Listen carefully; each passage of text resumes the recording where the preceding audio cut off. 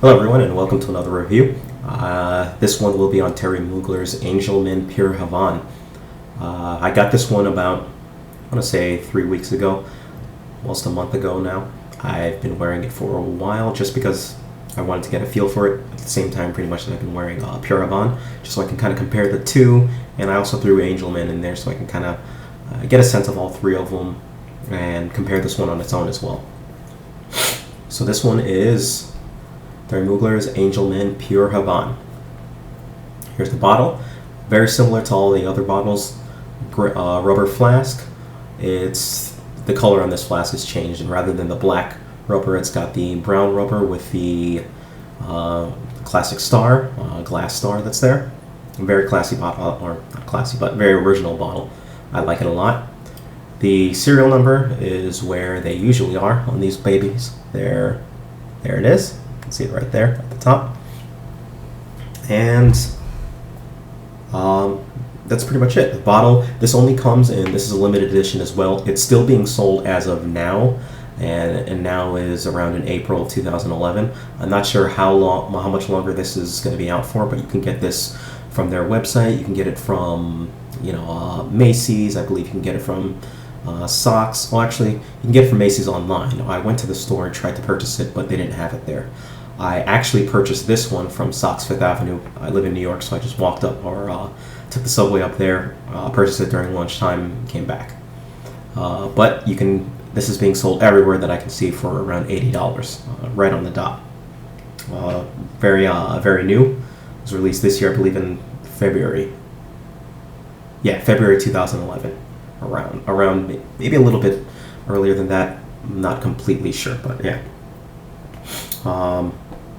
Only available in one size, 100 milliliters, just like the rest. And actually, because of that, it's because I'm a little bit anal. Pure Coffee is, I believe, only in 100 milliliters also. I'm probably going to be selling or giving away my Angelman 1.7 and purchase the full, just because I like to see them all lined up by themselves, but that's just me. All right, well, on to the notes on this one. The notes of this one are fresh tobacco leaves on the top. The mid notes are honey, tobacco accord, and vanilla notes. And the base notes are patchouli and bitter cocoa. So, what does this smell like? This actually smells very close to the notes that you can actually think of. A lot of people have said that this doesn't have a tobacco accord, or it doesn't have a tobacco smell, and you have to smell really hard to get the tobacco. It's not as pronounced as they say. I kind of disagree with them there, and that's only because maybe tobacco in its sense, but this really reminds me of Cuban cigars, close to the name Pure Havane. If you've ever smelled, opened a box of, and not many people are going to get this chance, but if you've ever opened a box of Cuban cigars and just kind of, smelled, especially the ones that don't have the wrappers around each individual ones, but if you've ever smelled that waft of Cuban cigars, basically, that comes out, or cigars in general, this is what you're kind of going to get. Imagine that with a little bit of cherry and a little bit of vanilla and cocoa, just kind of topping on it. And that's kind of the sense, that's kind of the smell that I get from this. It's a very, very pleasant smell, very good smell. In fact, probably out of all three, I like the smell. I'm sorry, out of, Angelman's Thierry Mugler, regular Angelman, Pure Malt, and I haven't smelled Pure Coffee yet, so I can't compare it to that. But out of those two, I actually like the smell of this better. That being said, I still like Angelman better than I do this, and I like Pure Malt better than I do this. But the actual scent itself, I actually like this better, but we'll get on to that. So yeah, it's that it has that cigar scent with, cherry and vanilla that are kind of topped onto it, and you can smell cocoa in the background. That's especially the beginning of the scent. The beginning of the scent, it's very fresh actually, and it gives you that reminder. That will only last about 30 minutes to an hour. After that, it's going to change into some like a honey tobacco type.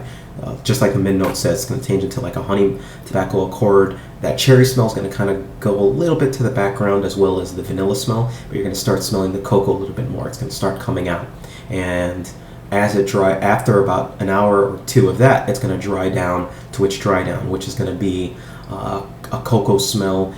It's going to lose that tobacco smell actually. and it's going to be like cocoa, vanilla, and a little bit of hint of cherry in the background. But it lacks that sharpness that Angelman has, and to a degree Pure Malt has. So this is a tamer version of both too. That's kind of like that tobacco honeyish smell. It's definitely it's a bit more, I'd say, not really more wearable, but it's got its different take on it. Again, any occasion. Now, the spray for this, it's good initial protection, and the first hour or two, it's gonna project like a normal cologne. Actually, not gonna project like the like Pure Malt or like Thierry Mugler's Angelman, but it'll project like a nice regular cologne. And after those 2 hours, it's gonna start to wear closer and closer to your skin. After about 4 or 5 hours, this thing is right up against your skin. Now, I've gotten compliments on this. I've actually, but they've been compliments where I've actually asked them, well, how does this smell, right? And their reaction are, I did this on 4 women, and all of their reactions were the same. It was, they come up to me, smell me.